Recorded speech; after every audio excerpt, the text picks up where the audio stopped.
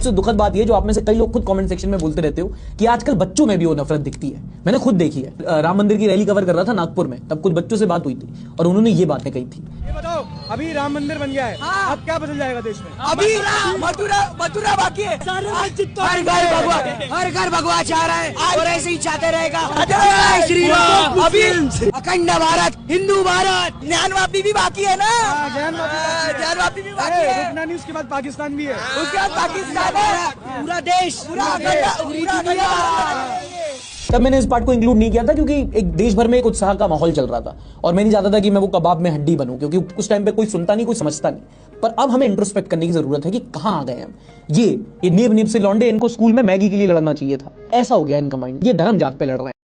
ये घटना है देहरादून की, जहां सरकारी रोडवेज के साथ अनुबंधित, यानी एक अनुबंधित सरकारी बस में 5 ड्राइवर और कंडक्टर ने मिलकर इस 16 साल की नाबालिग लड़की के साथ गैंगरेप किया और उसे टॉर्चर किया। शर्म की बात है कि इन आरोपियों में कोई इस बच्ची के पिता की उम्र का था और कोई इसके बड़े भाई की उम्र का था। एक आरोपी की उम्र है 57 वर्ष, दूसरे की 52, तीसरे की 38 वर्ष, चौथे की 34 वर्ष और पांचवें की 32 वर्ष। और ये सबसे छोटा आरोपी भी इस बच्ची से 16 साल बड़ा था, लेकिन इन लोगों ने इस बच्ची पर जरा भी रहम नहीं दिखाया। ये घटना 12 और 13 अगस्त की रात को देहरादून के बस स्टैंड पर खड़ी एक बस में हुई, जिसमें गैंगरेप करने वाले कोई और नहीं बल्कि बस के ड्राइवर और कंडक्टर। सबसे पहले एक बस के ड्राइवर और कंडक्टर ने इस बच्ची का गैंगरेप किया। उसके बाद इसकी जानकारी दूसरे बस के ड्राइवर को दी गई, उसे मिली तो उसने भी इस बच्ची को अपना शिकार बनाया। और जब यही बात वहां के बस स्टैंड के कैशियर को पता चली तो उसने भी गैंगरेप किया। और इन लोगों के अलावा बस के क्लीनर ने भी बच्ची को पकड़ा। आज आप अपनी बच्ची को अगर बस में भी भेजेंगे तो किस तरह के लोग उसके आसपास होंगे, ये आप देख सकते हैं।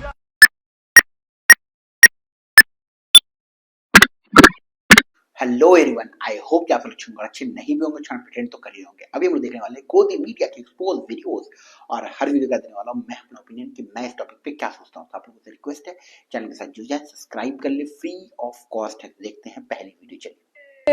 कभी कोई पीएमओ से डंडा नहीं है। मीडिया तुमको खा जाएगी। मीडिया से अच्छे संबंध रखो बेटा, मैं बता रहा हूँ। इसमें से तुम सीधा बोलते हो, एक दिन तुम पेल ही जाओगी।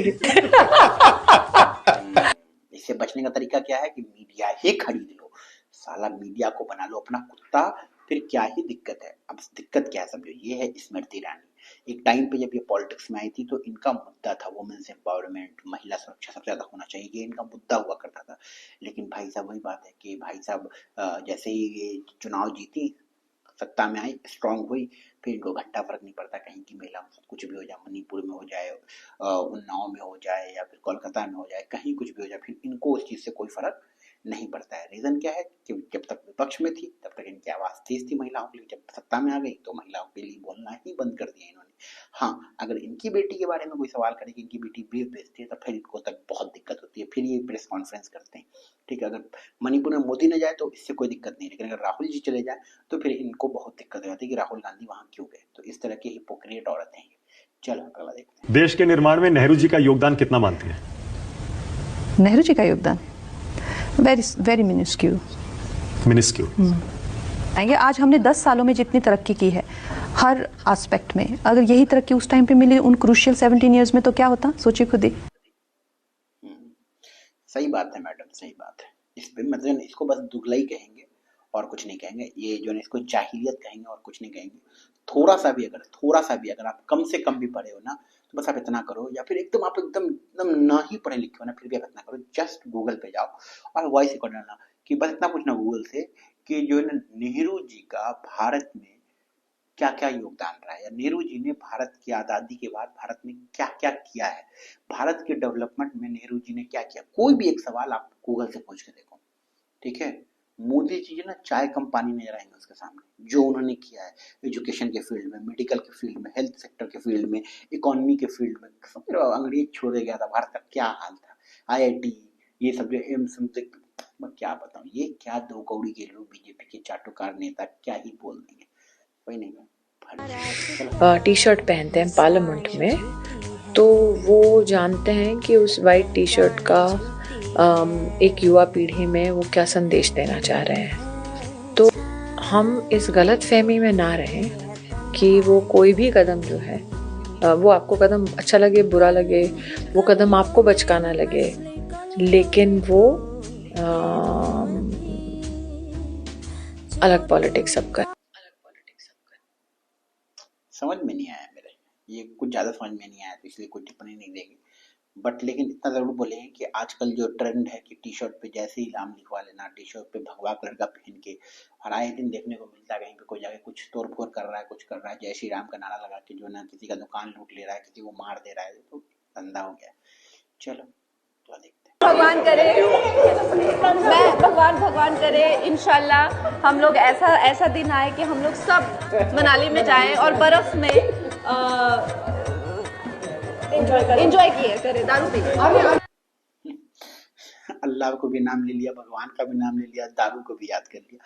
देखो मैं सिंपल सा बोल रहा हूँ यार, कंगना ना मुझे बहुत पसंद थी, बहुत ज्यादा। मतलब कि एक एक्ट्रेस आई, क्यून जैसी मूवी की इसने, और जो ना बहुत सारी उस समय जो मूवी की इसने, इंडिविजुअल, तनु विट्स मनु, और भाई साहब ये एक्टिंग का मैं फैन हो गया। लेकिन ना जैसे ही इसके मतलब कहते हैं जब किसी से दूर रहते हो आपके बारे में उतना नहीं पता, लेकिन आप जब उसके फैन बनते हो तो आप उसके बारे में जानकारी लेते हो, उसके बारे में पढ़ना शुरू करते हो।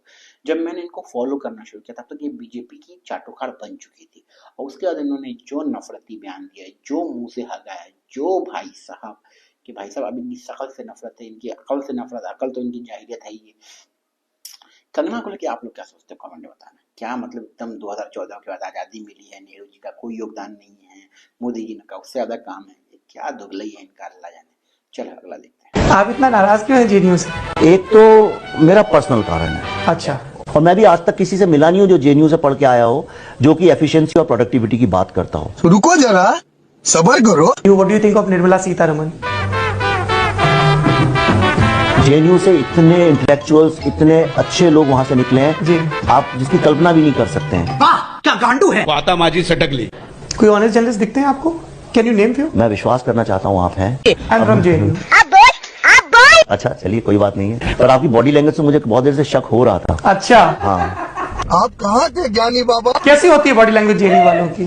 थोड़ी सी हर चीज को क्वेश्चन करने वाली, हर चीज को परखने पत्रकारिता वाली। का धर्म, निर्भीक हो, निष्पक्ष हो, संविधान की शपथ लो, और सामने जो भी शक्ति का स्रोत बैठा हो उससे तथ्य सम्मत और पूरी ऑब्जेक्टिविटी के साथ सवाल पूछो, बिना किसी हिडन एजेंडा के। आप कुछ भी बोलो, ये नहीं सुन। ये नफरत ही फैलाएगा, ये फिर नफरत वाली मूवी बनाएगा, ट्विटर पे मोदी जी की चाटेगा, या आप कुछ भी कर लो। भाई साहब जेएनयू वाले से दिक्कत है, निर्मला ताई है भाई साहब, बीजेपी में आज से ज्यादा भरे हुए हैं।